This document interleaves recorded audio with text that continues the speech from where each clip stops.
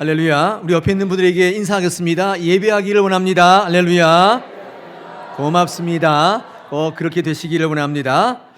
네, 2018년도 5월달 가정의 달을 맞이해서 저희 교회는 좀 특이하게 첫 주를 어린이 주일, 어버이 주일로 같이 지키기로 했습니다. 그리고 돌아오는 주일은 스승의 주일로 그렇게 하기로 했습니다. 물론 저희 총회가 정하는 주일이 있는데 지나고 나면은 조금 그렇게 앞서 하는 게 좀 좋겠다 생각이 돼서 5월 6일 오늘을 어린이 주일과 또 어버이 주일로 섬깁니다. 들어올 때 꽃도 다시고 또 나갈 때는 우리 좀 어르신들한테는 선물도 좀 드리고 할 텐데 저희 교회가 준비한 것들을 통해서 우리 어리신 분들은 더 권경과 존경과 또 공경의 뜻을 담고 우리 어르신들은 또 우리 후배들을 위해서 많이 기도하시는 그것을 기념하고 실천하는 귀한 주일 되었으면 좋겠습니다. 할렐루야. 고맙습니다. 오늘 복되고 형통한 가정, 우리 가정의 달을 맞이해서 같이 좀 말씀을 나누고자 합니다. 오늘 시편 128편을 통해서 말씀을 좀 나눌 텐데 이 시편 128편은 시편 1편과 더불어서 중요한 복에 관한 시편입니다. 이 복받기를 원하시는 분들은 특히 성경적인 복을 알고 누리기를 원하신다면 이 시편 1편과 128편을 빠뜨려서는 안 되는 것이죠. 오늘 이 시편 128편의 6절의 말씀 가운데 4절 이상에서 반복되어 나오는 단어가 있습니다. 어떤 걸까요? 네, 복입니다. 복, 그죠? 네, 복. 네, 복입니다. 사람들은 어떤 사람이든지 누구든지 복받기를 원합니다. 그렇죠. 복받기 싫은 분 안 계시죠? 네, 복받기를 원하지 않아요. 근데 우리가 받고자 하는 복은 우리는 이 땅에 거룩을 실천하는 그리스도인들로서 세상 사람들이 받고자 하는 복과는 좀 다른 것이죠. 우리 성도가 추구하는 복은 다릅니다. 우리는 그것을요 성경적 복이라고 하죠. 이 성경적인 복이 어떤 것인지를 우리가 알고 우리의 삶과 우리 가정에 누리기를 원합니다. 2018년도 5월은요 특별히 다른 어느 해의 5월보다는 조금 다릅니다. 민족이 굉장히 중요한 위기를 기회를 맞고 있고 또 우리가 이 땅에 부강하고 강성하고 하나님이 역사하는 나라를 이루기 위해서 우리 교회가 성도가 어떻게 해야 되는지의 구체적인 요구를 받고 있는 해이기도 합니다. 그래서 우리 가정이 누릴 복이 어떤 것인지를 아는 일은 더더욱 중요한 일이라고 생각이 됩니다. 이 귀한 가정의 달에 그런 복이 넘치시는 가정과 우리 한 분 한 분들 다 되시기를 축원합니다. 여러분 성경을 읽어보시면 이 복에 대한 정의가 나와 있습니다.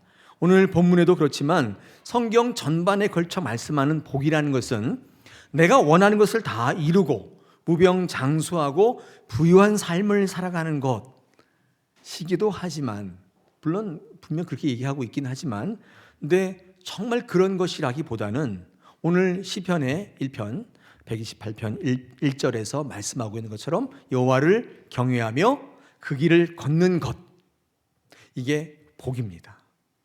이것을 행하는 분들을 우리는 복된 자라고 이야기하고 있다는 사실입니다. 오늘 1절에 보니까 여호와를 경외하며 그 길을 걷는 자마다, 그 길을 따라 사는 자마다 복된 자예요. 복 있는 거예요. 여기에 예외가 없어요. 이 복이라는 것이 다른 예외가 없고 그 어떤 누구든지 하나님 두려워하고 그 말씀대로 행하려고 애쓰는 사람이라면 누구나 복된 자가 된다는 것입니다. 뭐 자격이나 요건이나 환경이나 이런 것들로 복이 아니라 내가 어떤 경우든지 하나님의 말씀대로 살려고 애쓰고 오늘 비가 추적추적 오지만 여기저기 쑤시지만 마음도 꿀꿀하지만 따뜻한 아랫목이 생각나고 부침개나 부쳐 먹고 있고 싶은 생각이 절로 들지만 그죠? 내가 예배하기를 애쓴다면 애쓰는 자라면 그 복 받는 자예요. 복 있는 자예요. 할렐루야. 하나님께서 이 말씀을 통해 우리가 어떤 삶을 살아가야 되며 어떤 인생을 살아가야 될지를 오늘 우리에게 말씀하실 때 여러분 다 복 있는 자들이 되시기를 축원합니다. 오늘 시편 128편을 중심으로 복되고 형통한 가정이 어떤 가정인지 우리가 한번 3가지로 한번 살펴보기를 원합니다. 첫째, 오늘 우리 2절에 보니까 뭐라고 되어 있습니까? 내가 내 손이 수고한 대로 먹을 수 있는 가정, 그 가정이 복된 가정이라고 말씀합니다. 내 손이 수고한 대로 먹는다라는 말에는요, 세 가지 의미가 있습니다. 한번 나눠보겠습니다. 이게 무슨 말일까요? 첫째가요, 건강이 충만한 가정입니다. 생각해 보십시오. 아무리 하나님께서 주시는 복을 주시는 분이라 할지라도 이 복을 얻기 위해서는 뭐가 선행되어야 되는 거예요? 손의 수고가 선행돼야 돼요. 손이 수고하려면 어떻게 해야 돼요? 네, 건강하셔야 돼요. 건강하지 않으면 손이 수고할 수가 없습니다. 손이 수고하는 대로 먹을 수 있는 가정이라는 것은 한마디로 말하면 건강한 가정이에요. 일할 수 있을 때, 기회를 주실 때 일할 수 있어야 되는데 기회가 정작 왔는데 건강이 안 좋아서 일할 수가 없어요. 이 복 있는 가정이라고 할 수는 없겠죠. 하나님께서 우리에게 손이 수고한 대로 먹게 된다라는 말은 다른 말로 바꿔보면 건강을 주시는 가정인 줄 믿습니다. 할렐루야. 여러분 가정이 다 건강하시길 축원합니다. 영적으로도 건강하시길 축원합니다. 그러므로 노동은 축복일 수밖에 없어요. 노동은 축복이에요. 일할 수 있는 게 얼마나 축복이에요. 성경을 잘못 보시면 아담과 하와가 범죄해서 벌로 일하는 거 그게 아니에요. 그죠? 여러분 이 에덴 동산에서도요. 우리는 일했어요. 아담과 하와가 죄 짓기 전에도 일했다고 그랬잖아요. 창세기 2장 15절에 보니까 거기를 경작하며 관리했다. 놀고 먹는 게 축복이 아니라 일할 수 있는 건강을 주신 게 복인 줄 믿습니다. 그래서 오늘 기도의 제목을 바꾸셔야 돼요. 주님, 한 방에 돼가지고 평생 놀고 먹게 해주십시오. 여행이나 다니면서 조물주보다 높은 건물주가 되어서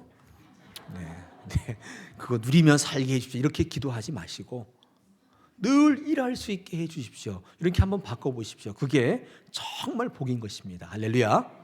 그럼 두 번째로 내 손이 수고한 대로 먹을 수 있다는 말이 의미하는 두 번째 의미가 있어요. 은혜가 충만한 가정이라는 것입니다. 요행이나 우연을 기대하는 게 아니라 은혜를 기대하는 가정이 진짜 복된 가정이에요. 내 손이 수고한 대로 먹을 수 있는 복은 그래서 제가 지금 말씀드린 것처럼 한탕주의, 한방주의. 그까짓 거 뭐 있어? 인생 한 방이지 뭐. 한 방이야. 이렇게 자녀들에게 가르치는 분 있어요? 얘야 다른 거 없다. 인생은 한 방이야. 이렇게 가르치는 분 계세요? 네. 근데 신앙을요 이렇게 이해하시는 분이 있어요. 하나님이 역사하심을 이렇게 이해하시는 분이 있어요. 뭐 별거 있어? 하나님께서 한 방에 터뜨려 주시지. 이렇게 생각하시는 분들이 굉장히 많이 있습니다. 하나님의 주시는 것들의 특징은요, 하나님의 계명을 지키고 그 길을 따라 걷는다는 것은 일시에 떼부자가 되는 것을 의미하는 게 절대 아니에요. 하나님께서 기도할 때 왕창 부어주셔가지고 일확천금이 생겨가지고 그 이후부터 내 마음대로 살아가고 하나님 우리 인생에 관여하지 않는 거, 이게 복이 아니라 이건 요행이라고 하는 것이죠. 하나님께서 우리에게 주시는 특징은 그런 게 아니에요. 수고하는 우리의 열심과 열정을 보시고 그때그때 좋은 것을 더하여 주시고, 어떤 걸 좋아요? 좋은 거, 더 좋은 거. 우리 인생 전반에 걸쳐서 역사하시는 것. 이것을 뭐라고 불러요? 하나님이 복 주시는 은혜인 것입니다. 우리는 요행을 쫓는 사람이 아니라 하나님의 은혜 가운데 있기를 원하는 그리스도인인 줄 믿습니다. 이게 얼마나 중요한 기독교 세계관인지 몰라요. 그럴 때 기대하는 마음이 생기고 기다릴 수 있게 합니다. 한방주의, 한탕주의, 여러분 이런 것은 기독교에서 말씀하는 게 아니에요. 복이 아니에요. 오히려 그것 때문에 넘어지고 쓰러지는 분들이 많이 있습니다. 성령이 임하시는 것도 인생 전반에 걸쳐 임하세요. 불같이 임해서 끝나고 내 마음대로 사는 게 아니라 계속적으로 우리의 삶 속에 역사하시는 거예요.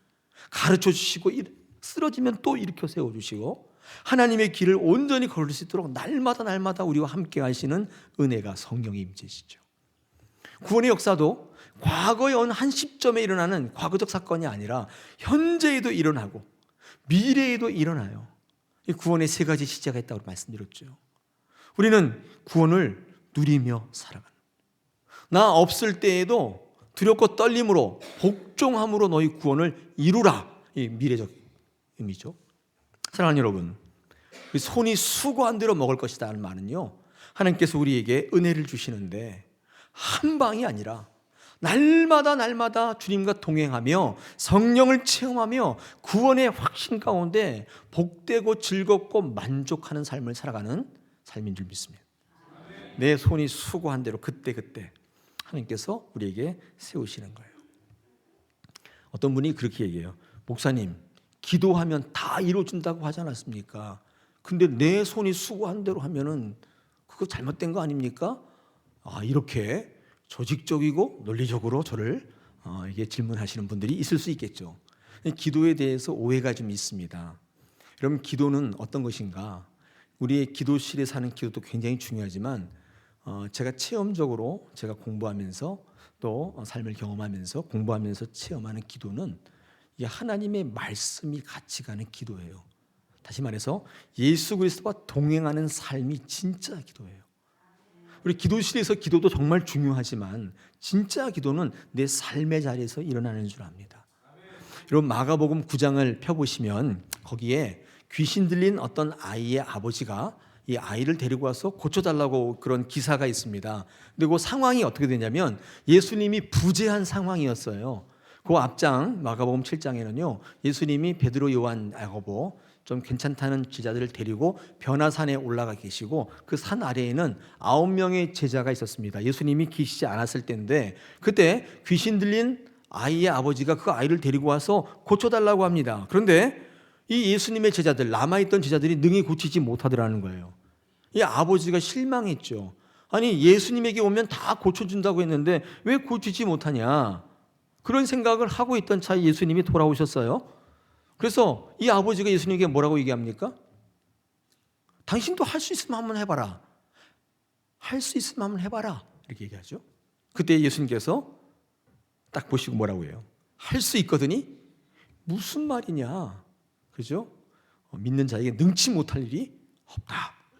이렇게 말씀하시면서 뭐라고 말씀해요? 19절에 보니까 믿음이 없는 세대여, 내가 얼마나 너희와 함께 있으며 얼마나 너희에게 참으리요, 그들을 내게로 데려와라.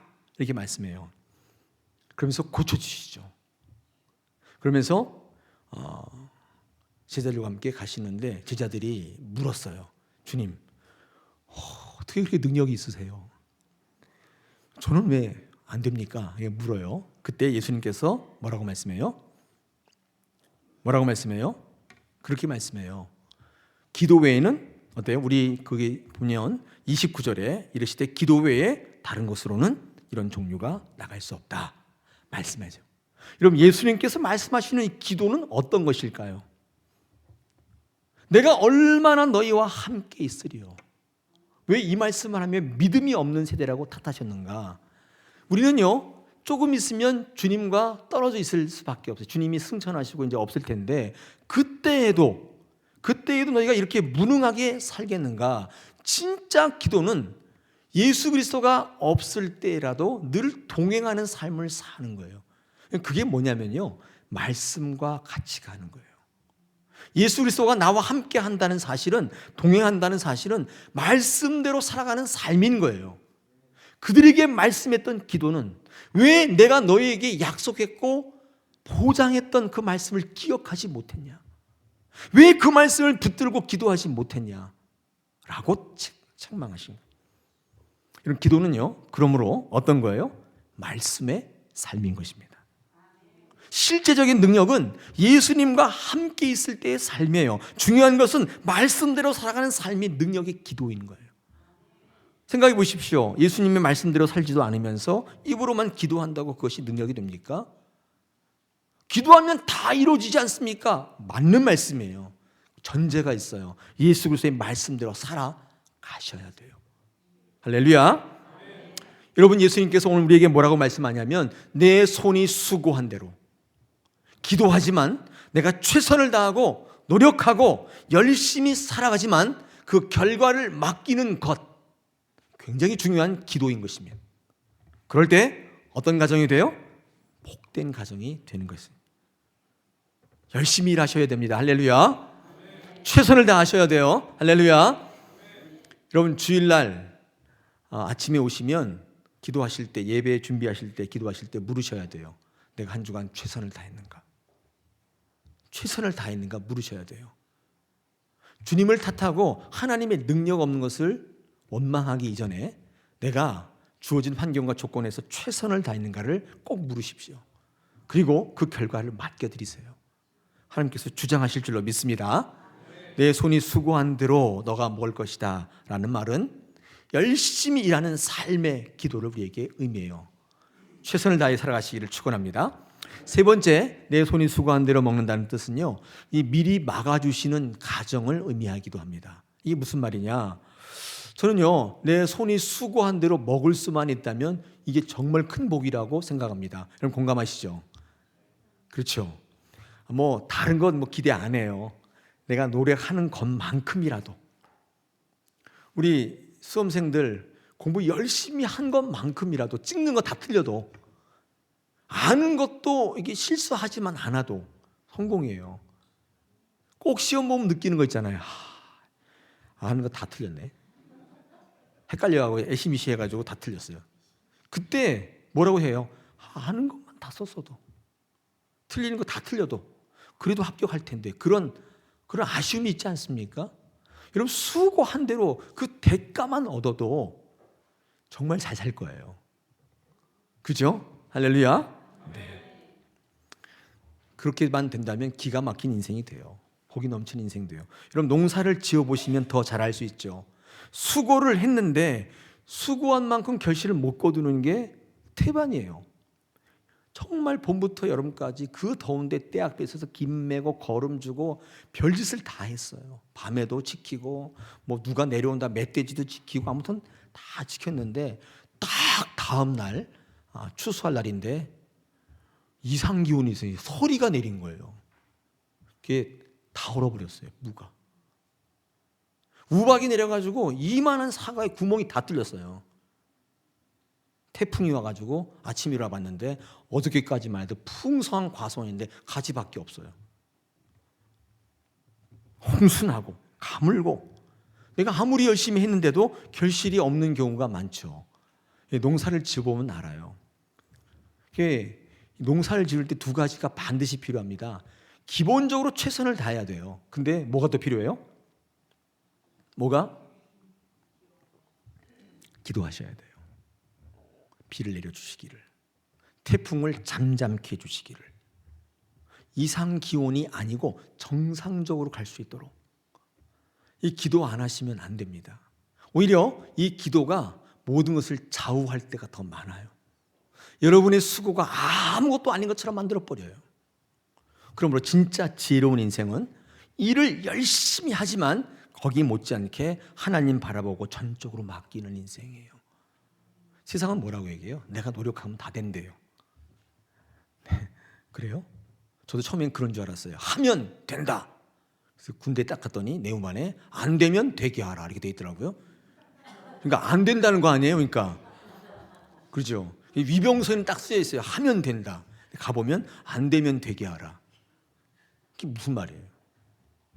어리석은 인생은 내가 하면 다 된다고 생각해요. 그게 바로 범신론이에요. 내가 몰라서 그렇지. 내가 알고 도만 닦으면 다 할 수 있다는 거예요. 내가 신이라는 거예요. 범신론의 디테일한 거예요. 여러분, 우리는요, 손이 수고한 대로 먹을 수 있다는 것이 복인 줄 알고 하나님께서 그런 복을 누리시기 위해서 미리 막아주시고 모면케 하시는 가정이 될 줄 믿습니다. 하나님의 돌보심, 보호하심, 지켜주심이 우리 가운데 늘 같이 가는 거예요. 그래서 기회를 얻게 되고 힘을 얻게 되는 것입니다. 이런 가정이 복받는 가정이에요. 할렐루야. 세 가지를 말씀드렸죠. 첫째, 뭐라고 말씀드렸습니까? 네, 건강이 충만한 가정. 둘째, 은혜가 충만한 가정. 셋째, 뭐예요? 네, 미리 막아주시는 은혜가 있는 가정이죠. 여러분, 이런 가정 되시기를 축원합니다.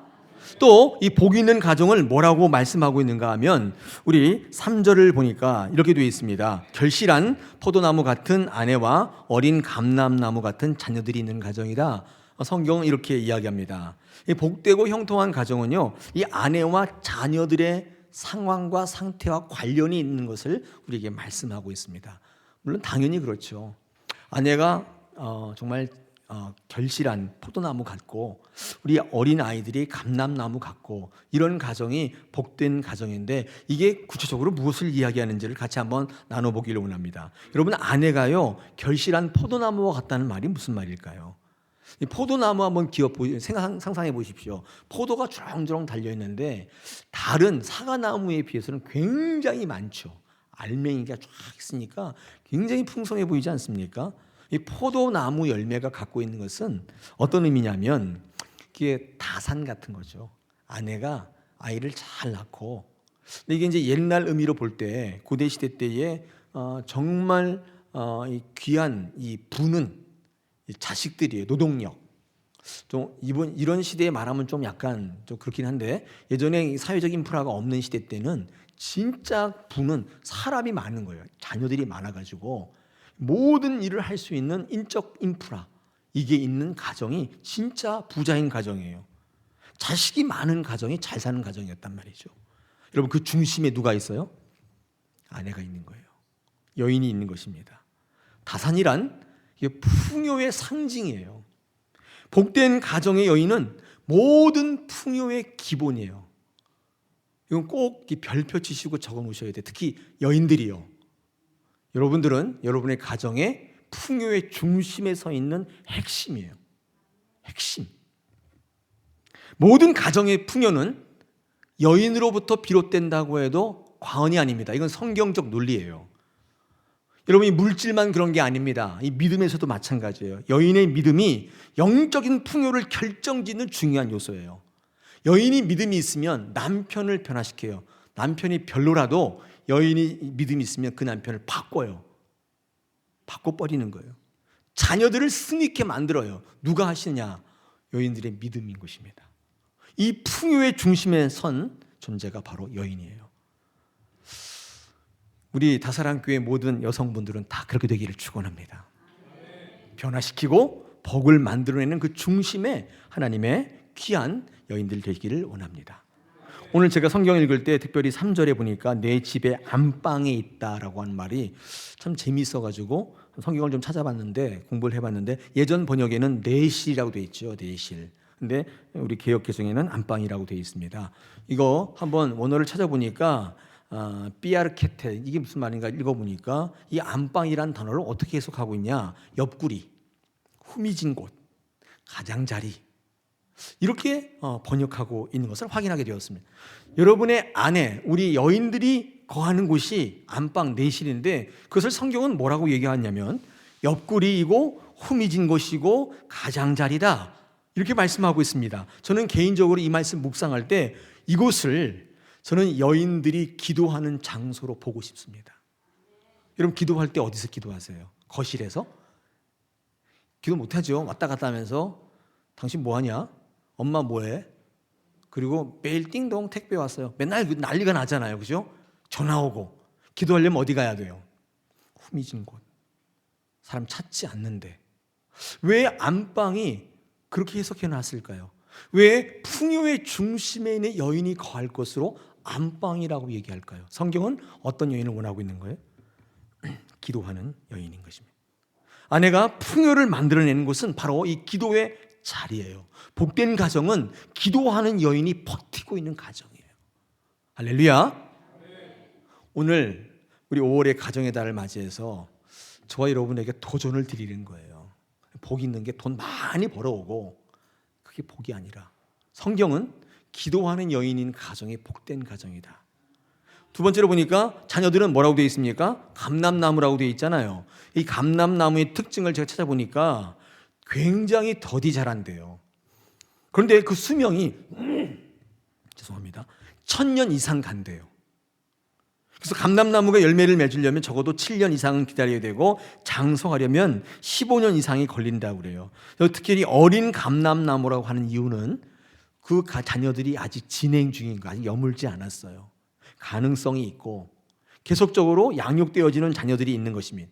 다 자란 감람나무는 어떻게 쓰이는가? 1년에 굉장히 많은 열매들을 산출하게 되고 이 열매에서 얻은 기름은 요리하는데, 불 밝히는데, 가죽을 부드럽게 하는데, 다방면은 유용하고, 이 나무는 특별히 장식용 아무튼 고급 가구를 만드는 데 사용되고, 이 껍질은요 어떤 데 쓰이나 봤더니 수렴제, 이게 뭐냐면 치열이나 진통작용하는데 이 감람나무 올리브유에 그 나무의 껍질이 쓰이고, 특별히 해열제로 쓰인대요. 제가 지금 다 적어왔는데 그만 읽겠습니다. 다시 말하면 어디를 가나 쓰임받는 존재가 되는 거예요. 어떤 가정이냐면, 복된 가정은 세상의 교회에 쓰임받는 자녀들이 있어요. 이게 치우친 게 아니에요. 이 교회는 쓸모없고 아무 세상에는 아무 쓸모없고 교회만 그런 게 아니라, 교회와 가정에 균형 잡힌 자녀로 건강하게 자라고 어디를 가나 환영받고 쓰임받는 자녀가 되는 것입니다. 복된 가정은요 이런 아내와 이런 자녀들이 있는 가정이고, 그들로 하여금 풍요로운 것입니다. 할렐루야. 여러분의 가정은 그렇습니까? 아니라고요? 괜찮습니다. 앞으로 될 거예요. 우리 1절을 다시 한번 보겠습니다. 여호와를 경외하며 그의 길을 걷는 자마다. 예외가 없어요. 대학을 나오든지 안 나오든지, 무슨 돈이 있든지 없든지 관계없어요. 누구나 예외 없어요. 그 길을 걷는 자마다 반드시 될 줄로 믿습니다. 이런 소망과 기대를 꺾지 마시기를 바랍니다. 세 번째로 보니까 우리 5절을 보니까 이렇게 되어 있습니다. 여호와께서 시온에게 내게 복을 주신다. 이 복된 가정은요 어떤 가정이냐면, 그 복이 시온에서부터 오는 가정이에요. 굉장히 중요한 얘기인데 오늘 이 설교의 주제이기도 합니다. 우리 복을요 자칫하면 내가 노력함으로, 내가 수고한 대로, 내가 열심히 일함으로 그렇게 얻는 것으로 착각하시는 분이 있어요. 목사님이 그러지 않았습니까? 손이 수고한 대로 먹었을 복이라고 하잖아요. 내가 손이 수고해야 되는 거 아닙니까? 제가 아까 그것이 선행된다고 했지 그것으로 복을 얻는다고 얘기하지 않았어요. 진짜 복은 어디서부터 와요? 시온으로부터 온다, 알게 되어 있습니다. 여러분, 시온이 뭐예요? 시온 뭐예요? 여러 가지 정의할 수 있지만 성전이 있는 곳이죠. 시온으로부터 복이 온다는 말은 뭐예요? 성전으로부터 복이 온다는 것입니다. 여러분, 성전에 대한 얘기를 할 때마다 우리 에스겔 우리 37장 기억나시잖아요. 이게 성전에서 물이 흘러나오는 이 환상을 이 에스겔이 보지 않습니까? 그때 이 물이 뭐예요? 막 사방에 흘러넘쳐서 사람들을 발목과 무릎과 허리, 머리까지 치우고 만물이 솟아있게 하는 성전에서 흘러나오는 그 물이 뭐였죠? 말씀이었어요. 성전에서부터 복이 온다는 것은, 내가 살아난다는 것은 그 말씀의 복인 것입니다. 시온은, 그러므로 시온에서 복이 온다는 것은 교회를 통해서 복이 임하는 거예요. 다시 말하면 교회 중심적인 삶인 것입니다. 우리 옛날 조상들은요 이 두 가지 기둥을 꼭 붙잡았어요. 교회 중심적 삶, 예수 중심적 삶, 이 두 가지 기둥을 버티고 있었어요. 교회 중심적인 삶을 살았어요. 어디를 가나 교회 걱정했어요. 비가 오면 교회 새나 걱정하고, 출근할 때 교회 벽 한번 만지고 가고, 들어올 때 교회 한번 살피고 가고, 그러지 않았습니까? 우리 어르신들 옛날에 그러지 않았어요? 예수 그리스도 중심으로 살았어요. 말씀 중심으로 살았더니 우리 대한민국이 어떻게 됐어요? 이 짧은 시간 안에 눈부신 성장이 이루었습니다. 이게 우리가 수고한 대로 먹은 게 아니에요. 이 복이 시온에서부터 나오는 것입니다. 요즘 젊은 분들은 교회를 떠난 신앙생활을 자꾸 하려고 그래요. 교회 가는 게 버겁고 힘들고 부담스럽다고 얘기해서 교회를 자꾸 떠나려고 합니다. 또 이 교회가 잘못해서 성도들이 좀 부적절한 삶을 사는 것에 대해서 굉장히 많이 실망하고 교회를 없이 신앙생활 하려는 분들이 있습니다. 그런데 여러분, 그런데 할지라도 하나님의 말씀이 잘못된 게 아니에요. 그 안에 있는 성도들이 잘못된 것이고, 그 성도들이 제도적 교회를 잘못 운영한 거예요. 하나님을 떠나는 것은 정말 어리석은 거예요. 그 일로 인하여 교회를 떠나고 하나님을 떠나는 것은 사단이 노리는 바예요. 그러므로 사람 보고 예수 믿으라는 그런 권유는 항상 사단의 이 유혹이에요. 이 초대 교회 때부터 그런 일이 있었어요. 보라는 거예요. 거지 같지 않냐는 거예요. 근데 교회 다니냐? 아, 맞아. 저렇게 거지 같은데 교회 다닐 필요 없어. 그럼 그거 가만히 생각해 보실 필요가 있어요. 여러분, 이게 성경에 나와 있습니다. 한번 여러분 성경을 한번 찾아보시기 바랍니다. 사무엘상 8장으로 한번 가보겠습니다. 128편 책갈피로 해놓고 한번 사무엘상 8장으로 한번 가보겠습니다. 네, 움직여서 사무엘상 8장 5절부터 제가 7절까지를 한번 읽어보겠습니다. 사무엘상 페이지 수로 419면 정도 구약 성경 있습니다. 제가 읽어보겠습니다. 이 배경이 그래요. 사무엘이 이제 마지막 사사가 되는데, 사무엘의 아들 두 아들 요엘과 아비야가 있었는데 아버지 이어서 사사가 되어야 되는데 이 두 아들이 그냥 시쳇말로 개망나니 같이 군 거예요. 그냥 마음대로 산 거예요. 그래서 사람들이 야야야야 안 되겠다 그러면서 사사 제도를 폐하고 왕을 달라고 요구하는 그런 지경까지 이르렀습니다. 그때 하나님께서 뭐라고 하시는가? 제가 사무엘상 8장 5절부터 읽어보겠습니다. 그에게 이르되 보소서, 당신은 늙고 당신의 아들들은 당신의 행위를 따르지 아니하니 모든 나라와 같이 우리에게 왕을 세워 우리를 다스리게 하소서 한지라. 우리에게 왕을 주어 우리를 다스리게 하라 했을 때에 사무엘이 그것을 기뻐하지 아니하여 여호와께 기도하며, 그 다음 보십시오. 하나님께서 뭐라고 말씀하시는가? 여호와께서 사무엘에게 이르시되 백성들이 내게 한 말을 다 들으라. 이는 그들이 너를 버림이 아니요 나를 버려 자기들의 왕이 되지 못하게 함이니라. 꼭 기억하셔야 돼요. 요엘과 아비야가 잘못했습니다. 그러면 다른 훌륭한 사람을 세우면 되는 것이죠. 근데 사사제도 자체를 폐해버리고 왕을 달라고 요구하는 것은 하나님께서 속지 않으세요. 너를 없애는 게 아니라 나를 버리려 한다, 하나님을 말씀하고 있어요. 여러분, 우리는요 교회 중심적인 삶을 살아갈 때 우리를 넘어지게 하는 것들이 많이 있어요. 거기로부터 하나님 이 중심적, 이 교회 중심적인 삶을 놓치시면 안 돼요. 복이 어디서부터 와요? 시온에서부터 오는 거예요. 여러분의 행위나 여러분의 선행으로부터 오는 게 아니에요. 시온으로부터 온다. 오늘 성경은 모든 복이 시온으로부터 온다고 분명히 말씀하고 있습니다. 자, 제가 마지막으로 중요한 말씀을 드리려고 그래요. 그러면서 여러분, 시온의 복이 어디서부터 나간다, 어디로부터 나가냐면 우리 예루살렘의 번영으로까지 이어지고 있는 것입니다. 보이십니까? 네. 여러분, 우리 성경의 복이라는 것은 하나님의 뜻이 이루어지는 것입니다. 이 말의 문자적인 뜻은 우리의 가정적인 복이 교회의 복으로, 예루살렘의 번영으로 이어지고 있는 것인데, 가장 좋은 것은 하나님의 뜻이 이루어지는데 우리의 가정에서 이루어지기도 하지만 교회의 번영, 예루살렘의 번영과 무관하지 않아요. 거기서부터 출발하고 있다는 사실을 우리에게 말씀해요. 여호와를 경외하는 자는 삶에서 잘 될 뿐만 아니라 그가 속한 예루살렘의 번영을 같이 이룬다는 사실을 우리에게 말씀하고 있습니다. 저는요 설교할 때마다 말씀해요. 교회의 부흥이 우리 개인의 부흥으로 이어질 수밖에 없다는 거예요. 복된 가정은 교회의 번영과 무관치 않아요.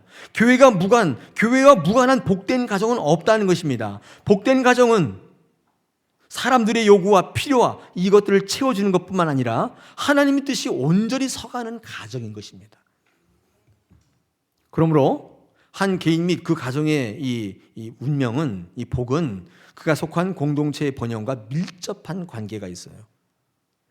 이 나라의 번영, 이 교회의 번영과 우리 가정의 번영이 이게 다른 얘기예요? 절대 그렇지 않다는 것을 우리에게 오늘 상기시키고 있어요. 그러므로 시편 기자는 예루살렘이 하나님 보시기에 진정한 번영을 이룬 것과 이 가정이 누리는 복을 동일선상에서 똑같은 의미로 말씀하고 있다는 사실입니다. 사랑하는 여러분, 우리는요 복 받기를 열망합니다. 그런데 참 아이러니한 것은 나라의 번영과 교회의 부흥은 내 복과 관계없다고 생각해요. 나라가 망하든지 교회가 망하든지 상관없이 나만 잘 살면 된다 라고 생각하는 절대적 우를 범하고 있어요. 제가 아까 설교 초반에 말씀드렸듯이 2018년도 5월은 좀 특별한 가정주일입니다. 왜냐하면 지금 민족이 중요한 중대 시기를 맞고 있는데 이게 이 교회와 가정의 회개를 촉구하는 것과 무관치 않다는 사실입니다. 이 시대에 우리에게 요구되는 거예요. 우리 2018년도 5월 달을 맞이해서 진정한 복받는 가정이 무엇인가, 복 있는 자가 무엇인가, 예루살렘 번영으로까지 이어가는 하나님의 이 복관, 이 세계관을 우리가 배워야 할 줄 믿습니다. 우리 가정에 실천할 수 있어야 될 줄로 믿습니다. 저와 여러분의 가정이, 우리 교회가, 이 대한민국이 복된 공동체 되기를 축원합니다. 할렐루야.